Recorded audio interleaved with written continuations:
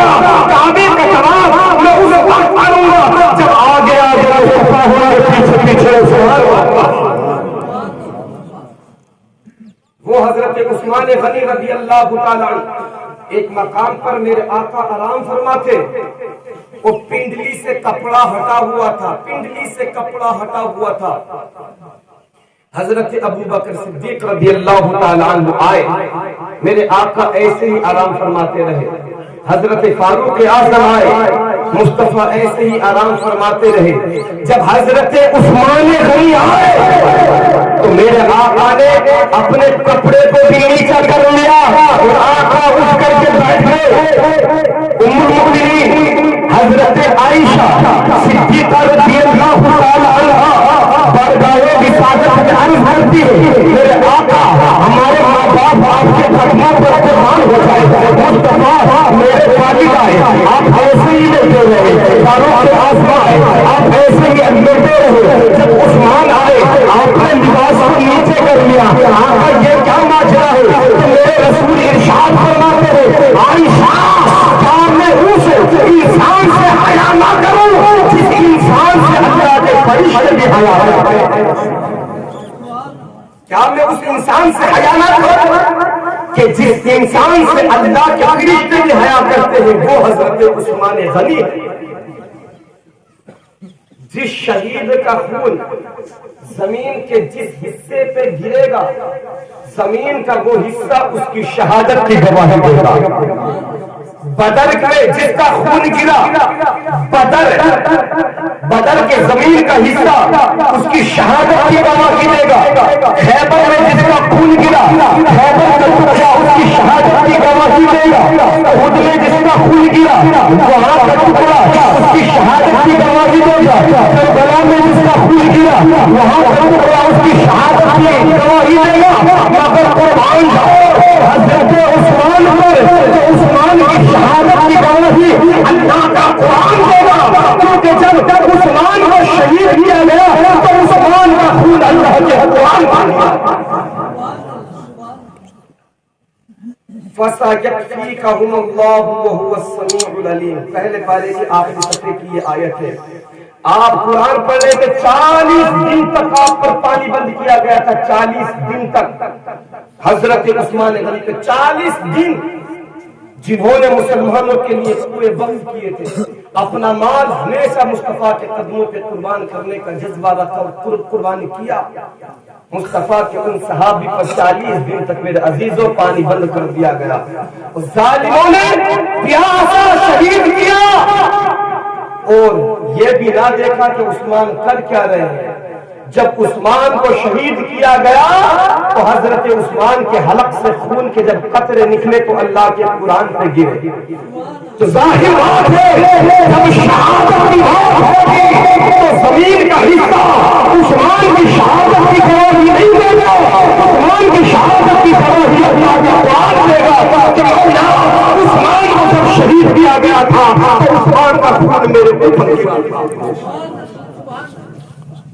وہ عثمان غنی، اگر ان کی عظمت بیان کی جائے تو بڑا وقت چلا جائے گا۔ وہ عثمان غنی جب قبرستان جاتے میرے دوستوں اتنا روتے تھے، اتنا روتے تھے، اتنا روتے تھے، اتنا روتے تھے، اتنا روتے تھے کہ آپ کی آنکھوں سے آنکھیں نکل کے تب ہو جاتی تھی داڑیاں مبارک۔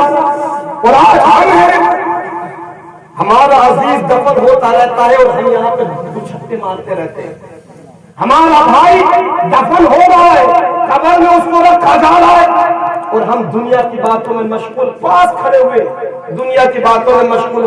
اللہ کے واسطے کیا تمہیں دنیا میں بات قبرستان سے نکل کے نہیں آنا؟ کیا تمہیں باتیں کرنے کے لیے اور وقت نہیں ہے؟ جنازہ جاتا ہے دنیا کی باتوں میں ہم مشغول رہتے ہیں۔ او بھائی یہ جانے والا آخری دفعہ جا رہا ہے، اب واپس پلٹ کر نہیں آئے گا۔ آپ اس کے ساتھ احسان یہ کرو کہ جب جنازے میں جاؤ تو تمہاری زبان پر کلمہ اللہ ہونا چاہیے۔ جب جنازے میں جاؤ دنیا کی بات نہ کرو، مصطفیٰ کی یاد ہونا چاہیے۔ جب جنازے میں جاؤ تو تمہاری زبان پر درود پاک ہونا چاہیے۔ یقین جانیے اللہ کو اگر رحم آ گیا تو تیری بھی مغفرت ہو جائے گی۔ مرنے والے احسان کرو اور اپنے عزیز کے ساتھ حسن سلوک کرو. یہ اس کے ساتھ حسن سلوک ہے. اور ایک دن میرے دوستو ہمیں مرنا ہے. حضرت عثمان غنی سے پوچھا گیا کہ آپ اس قدر روتے کیوں ہیں؟ آپ کے سامنے آخرت کا ذکر ہوتا ہے آپ نہیں روتے. آپ کے سامنے قیامت کا ذکر ہوتا ہے آپ نہیں روتے. آپ کے سامنے پلسرات کا ذکر ہوتا ہے آپ نہیں روتے. نظام کا ذکر ہو آپ نہیں روتے. جب قبر کے سامنے نہیں روتے.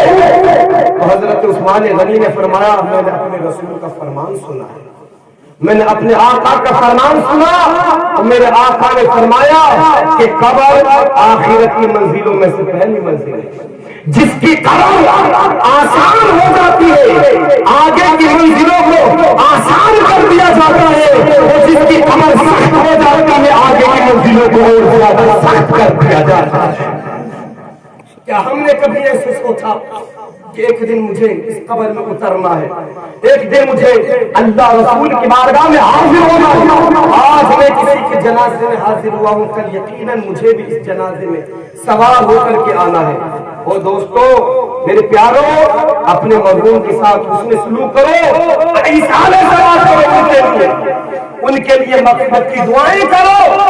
میرے آقا کریم صلی اللہ علیہ وسلم نے حضرت مولا علی مشکل کشا سے روایت ہے, آپ نے فرمایا کہ اگر کوئی بندہ قبرستان جا کر 11 مرتبہ قل هو اللہ احد سورہ اخلاص پڑھ دیتا ہے, سورہ اخلاص 11 مرتبہ پڑھتا ہے, تو میرے آقا مولا مشکل کشا فرماتے ہیں کہ جتنے قبرستان میں مدفونین ہو سب کی تعداد کے برابر تھوڑی سی محنت ہم کریں گے, تھوڑی سی اگر ہم توجہ کریں گے تو ہمارے سامنے جو مردہ ہے اس کا میرے دوستوں نجات مل جائے گی. اور یاد رکھیں کہ یہ موت ایک انسان کو مٹاتی نہیں. ایک بزرگ ہے جن کا نام حضرت اکبر محی الدین ابن عربی, انہوں نے اپنی زندگی میں 70,000 مرتبہ کلمہ شریف پڑھ کر کے رکھا تھا. 70,000 مرتبہ کلمہ شریف. اور حدیث پاک یہ ہے کہ جو بندہ 70,000 مرتبہ کلمہ شریف پڑھ لیتا ہے, اور ایک روایت کے مطابق 1.25 لاکھ مرتبہ, 2 روایتیں ہیں, ایک میں 70 اور ایک میں 1.25 لاکھ, فرماتے ہیں کہ جو پڑھنے والا ہے اور جس کے لیے پڑھا جاتا ہے وہ کلمہ اس کی نجات کا سبب بن جایا کرتا ہے, اس کی نجات کا ذریعہ بن جایا کرتا ہے. اللہ اکبر. حدیث آپ نے سن لی. اب ابن عربی کہتے ہیں میں نے 70,000 مرتبہ کلمہ شریف اپنے لیے پڑھ کر کے رکھا تھا, اپنے لیے پڑھ کر کے رکھا تھا. اب میں ایک دعوت میں جاتا ہوں, اس دعوت میں گیا.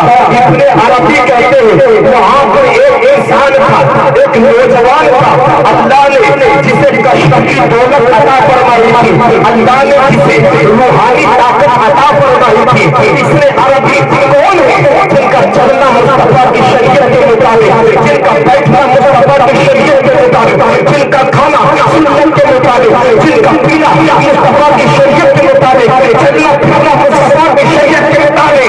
ابن عربی وہ بزرگ ہے جن کی آنکھوں میں دنیا کا جلوہ نہیں تھا بلکہ ان کی آنکھوں میں مصطفیٰ کا عشق بسا ہوا تھا, مصطفیٰ کا عشق بسا ہوا تھا. وہ ابن عربی کہتے ہیں کہ میں نے 70,000 کلمہ اپنے لیے پڑھ کر کے رکھا تھا. میں دعوت میں گیا, ایک نوجوان اچانک چہرہ متغیر ہو جاتا, بدل جاتا ہے, رونے لگا. میں نے پوچھا کہ تو کیوں رو رہا؟ وہ کہتا ہے کہ میں نے کشف کی دولت سے, روحانی طاقت سے اپنی والدہ کو دیکھا کہ وہ عذاب قبر میں مبتلا ہے, وہ عذاب قبر میں مبتلا ہے. ابن عربی کہتے ہیں کہ میں نے جو کلمہ پڑھ کے رکھا تھا دل ہی دل میں یوں کہہ دیا اے اللہ میں نے جو اپنے لیے یہ کلمہ پڑھ کے رکھا ہے پروردگارا اس کا ثواب میں اس کی ماں کو ایصال ثواب کرتا ہوں, ایصال ثواب کرتا ہوں. اب ابن عربی پھر اس نوجوان کو دیکھتے ہیں تو وہ ہنس رہا ہے, وہ مسکرا رہا ہے. ابن عربی نے پوچھا کہ اب کیوں مسکرا رہا ہے؟ کہا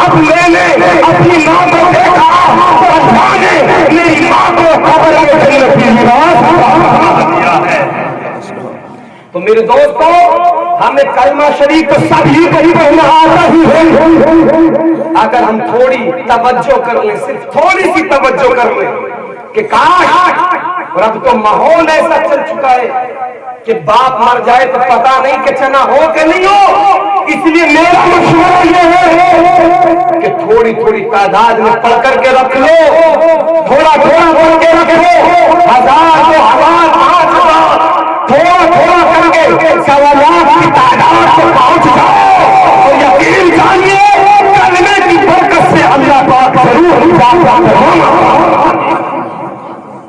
میرے بھائی اپنے عزیزوں کے ساتھ حسن سلوک کرو، ایصال ثواب بہت ضروری ہے، بہت ضروری ہے، جانے انجانے میں بندے سے گناہ ہوتا ہے، اب وہ تو چلا گیا، وہ تو چلا گیا، ہم بھی گناہگار، آپ بھی گناہگار ہیں، سب گناہگار ہیں، اور چلے گئے، اس کا فقدان نہ ہو سکا، اس کا کفارہ نہ ہو سکا، اب عزیزوں پر اس کا حق ہے، عزیزوں پر، بیٹوں پر، خاندان والوں پر، رشتہ داروں پر۔ میرے آقا نے تو یہاں ارشاد فرمایا کہ اگر بندہ یہ چاہتا ہے کہ اللہ اس کی لمبی عمر کر دے، اللہ اس کی روزی میں برکت عطا فرما دے، ہر انسان یہ چاہتا ہے کہ میری عمر بھی لمبی ہو جائے، اللہ مجھے رزق میں کشادہ عطا فرما دے، تو میرے آقا فرماتے ہیں کہ اپنے ماں باپ کے لیے بخشش کی دعا کرو، اس کے صدقے میں اللہ لمبی عمر عطا فرما دے گا،